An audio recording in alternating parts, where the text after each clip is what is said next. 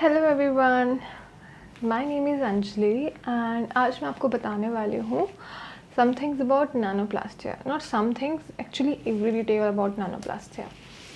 Okay, so कहाँ से शुरू करें? So what kind of treatment nanoplastia is. I am going to read from this diary so that कोई भी topic miss ना हो and I give you every detail about it.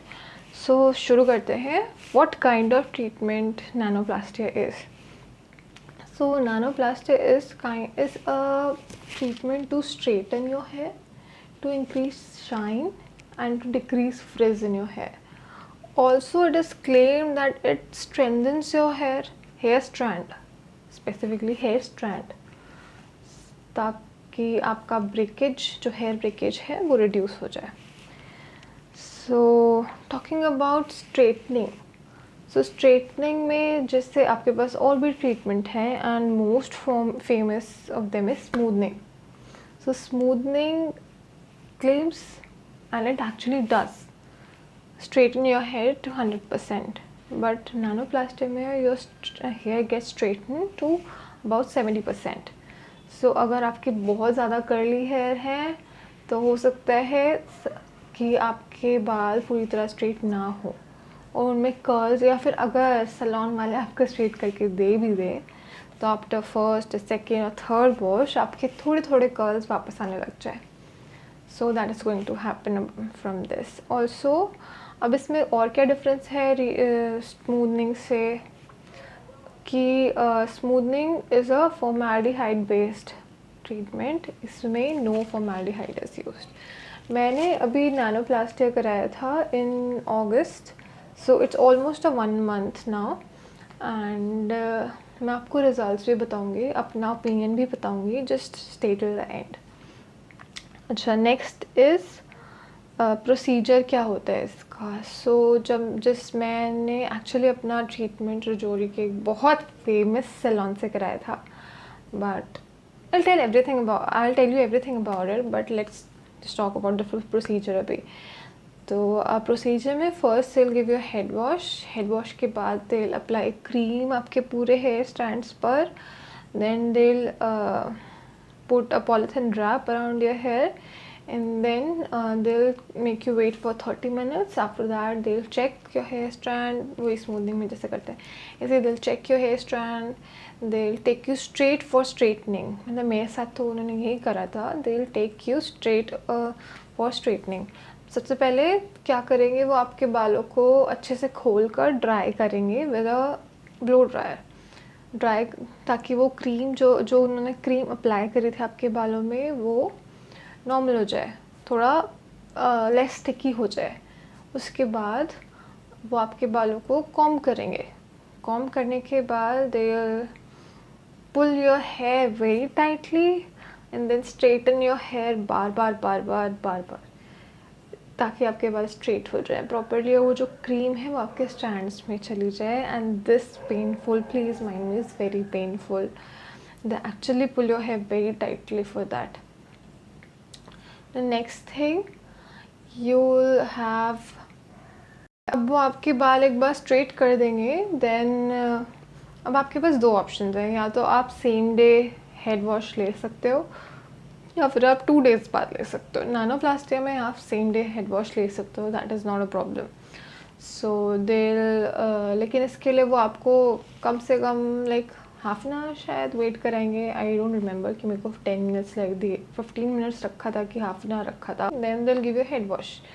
उसके बाद वो आपके बाल नॉर्मल कूल सेटिंग पे जो ड्रायर होता है उसको रख कर आपके बाल ड्राई कर देंगे. And then you will see the texture of your hair. तो मैंने नैनोप्लास्टिया क्यों कराया था, बिकॉज मैंने पहले स्मूदनिंग कराया था.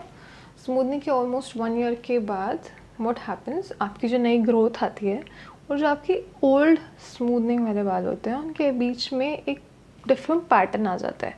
मेरे बाल ऊपर से थोड़े से कर्ली हैं, सो इसलिए मेरे को यहाँ पे एक बेंड आ गया था.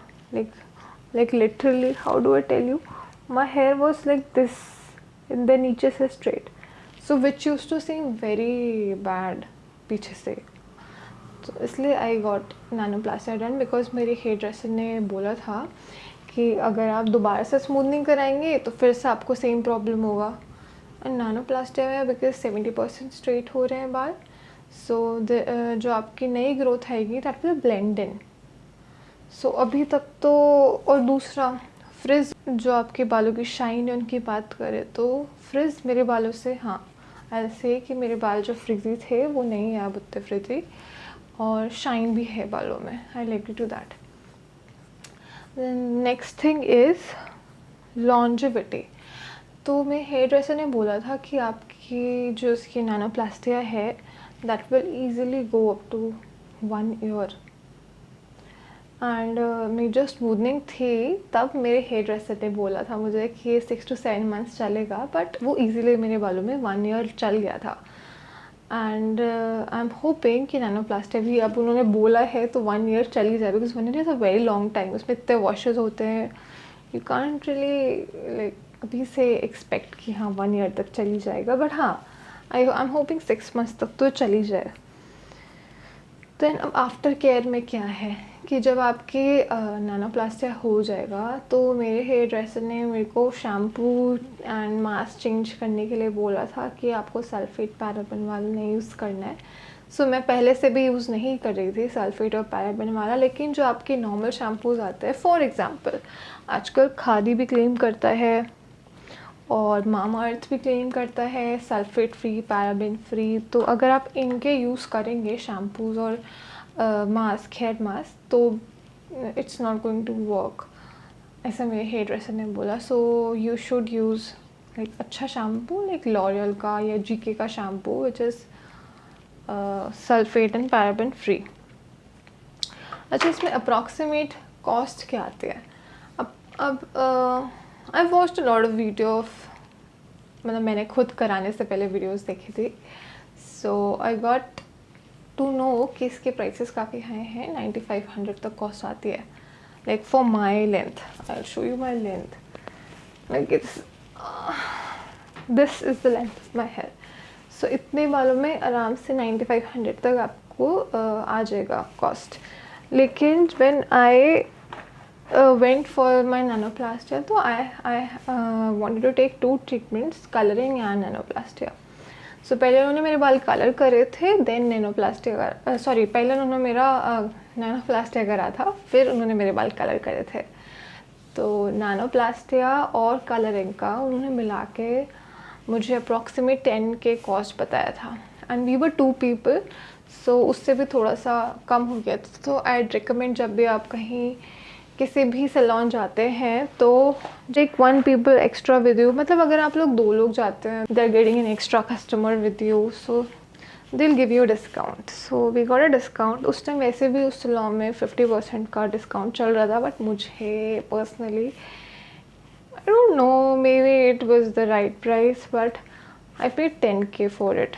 Nanoplastia plus colouring. अब कलरिंग में मैंने बालियाज किया था, so and no bleach colour उन्होंने यूज़ करा था।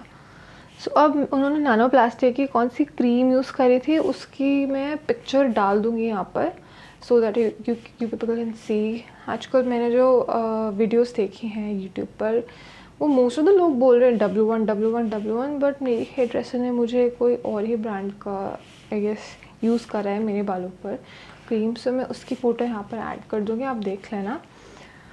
और इसके अलावा हाँ, माई ओपिनियन अबाउट इट। सो अब मैं आपको अपना ट्रू ओपिनियन बताती हूँ।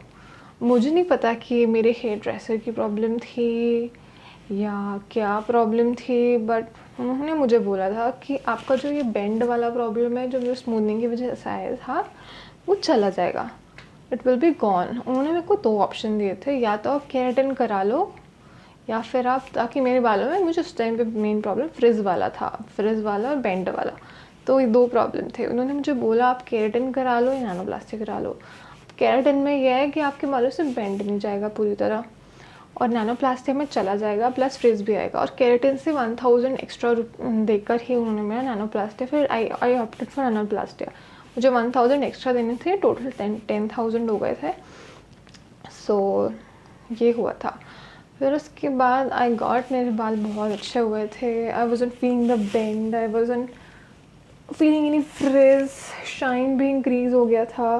सो I was very happy. And जब मैंने घर पे जब मैंने अपने घर पे आके दोबारा से वॉश करे बाल, तो मेरे बालों में दोबारा से वो बेंड आने लग गया. मतलब not to that extent, but हल्का हल्का फिर से आने लग गया. So I was like very sad. I paid 10K for nothing. So I address this issue with my hairdresser and उन्होंने मुझे वापस बुलाया. उन्होंने मेरे नीचे के, मेनली जो ये नीचे वाले आपके बाल होते हैं, ये नीचे वाले ऑक्सीपुट वाले जो बाल होंगे, ये बालों में नहीं गया था मेरा मेनली. उन्होंने यहाँ पे मेरा दोबारा से करा. बट इसमें फिर मेन इशू यही आया कि नैनोप्लास्टी में क्या होता है, अगर नैनोप्लास्टी आप कलर के ऊपर करते हैं तो कलर का शेड चेंज हो जाता है. सो उन्होंने बोला मैम शेड चेंज होगा, इसीलिए उन्होंने फिर मेरे सारे ही बालों पर थोड़ा थोड़ा क्रीम अप्लाई कर दिया ताकि वो इवन आउट हो जाए जो शेड चेंज होगा भी. तो सो मैंने उनसे दोबारा कराया और जब उन्होंने दोबारा करा तो फिर से वो बेंड चला गया. लेकिन उसके बाद फिर से मेरे को अभी कुछ टाइम से लग रहा है कि वो बेंड बहुत थोड़ा थोड़ा बट वापस आ रहा है, लेकिन बिल्कुल स्ट्रेट नहीं है. तो अब मे बी हो सकता है कि अभी जो ये मेरे को थोड़ा थोड़ा फील हो रहा है वो इसलिए हो रहा है बिकॉज उन्होंने बोला था कि 70% तक ही स्ट्रेट होता है. और अब मैं दोबारा उनके पास नहीं जाना चाहती. I don't want two way, I don't have that kind of time and I don't want कि मेरे बालों पर कोई अभी इतनी जल्दी इतने फ्रिक्वेंटली मैं कोई ट्रीटमेंट दोबारा लेते रहूँ. सो ये बात है. अब अच्छा, मैंने आपको एक आफ्टर केयर में 1-2 पॉइंट्स मिस कर दिए थे. शैम्पू और मास्क आपको बता दिया मैंने, बट एक चीज़ और है. जब आप अपने बाल वॉश करते हैं तो you don't have to leave your hair wet. आपको बालों को जैसे ही आप वॉश करके बालों को आते हैं बाहर, you have to comb your hair. I know many of you are going to say कि इट्स नॉट हेल्दी, बट ये इसके आफ्टर केयर में बोला जाता है कि आप अपने बालों को कॉम्ब करेंगे, you don't have to leave them wet and cold setting पे उनको ड्राई करना है. अगर आप उनको वेट छोड़ेंगे तो जिस कंडीशन में और जिस पैटर्न में आप उनको वेट छोड़ रहे हैं उसी पैटर्न में रह जाएंगे, स्ट्रेटनेस ख़त्म हो जाएगी. This was very important point and I am doing it regularly. दूसरा है इसमें एक चीज़ होगी कि जब आप शुरू में करा के आएंगे ना तो आपके बाल बहुत ज़्यादा ऑयली होंगे, बहुत फ्रिक्वेंटली ऑयली होंगे और एक डैंड्रफ का इशू भी आएगा. तो ये चीज़ आपको होगी कुछ टाइम तक. मुझे अभी तक भी डैंड्रफ का थोड़ा लगता है कि I am having little amount of dandruff in my hair, in my scalp. But अब ट्रीटमेंट कराया तो थोड़ा टाइम तक तो आई गेस कि झेलना ही पड़ेगा. आई लेट यू नो कब मेरे, मतलब I am not using anything specifically for dandruff, but I guess कि टाइम के साथ अपने आप चला जाएगा. जब मेरे स्कैल्प पे से वो जो क्रीम थोड़ा बहुत भी अगर मेरे स्कैल्प पे लगा था तो उसका इफ़ेक्ट जब ख़त्म होगा तो अपने आप चला जाएगा. I am hoping for that. अभी it's only 1 month, so I am not taking it very seriously. Hair fall मुझे ऐसा बहुत ज़्यादा तो नहीं हुआ है, जितना होता है मुझे नॉर्मली उतना ही हुआ है अभी तक. And my opinion would be कि हाँ, अगर आपने पहले स्मूथनिंग कराई है और आपको भी मेरी तरह ऐसे बेंड वाला इशू हो रहे हैं तो then you can go for this treatment. Because आप बार बार अगर स्मूथनिंग कराओगे ना तो आपकी हेयर लाइन डिसाइड होगी. स्मूथनिंग से हेयर फॉल होता है एंड जो आपका जो अमाउंट ऑफ हेयर होता है ना, वो amount on volume and density of your hair actually reduces. So it's better कि आप एक ऐसा ट्रीटमेंट ले लो जिससे आप स्मूथनिंग का इफ़ेक्ट भी कम कर सको एंड आपके बालों को दोबारा स्मूथनिंग की ज़रूरत भी ना, मतलब स्मूथनिंग का इफ़ेक्ट भी मिल जाएगा और दोबारा स्मूथनिंग की ज़रूरत भी नहीं पड़ेगी. और एक नेचुरल जो आपका पहले बालों का टेक्सचर था आप उस तक भी जा पाओगे विद योर एक्चुअल लेंथ. मतलब आपको कटवाने की ज़रूरत नहीं है वहाँ से. So my opinion would be yes, you can go for nanoplasty for sure to get manageable hair, and also it's a formaldehyde free treatment, so it's very preferred over smoothing. जो जिनके बाल थोड़े ज़्यादा कर्ली हैं आपके लिए थोड़ा issue है इस चीज़ में. Yes, that's it. अगर आप लोग को कोई भी क्वेश्चंस हो, कोई भी डाउट्स हो, comment section is yours I'll definitely answer your questions there. Bye bye, take care.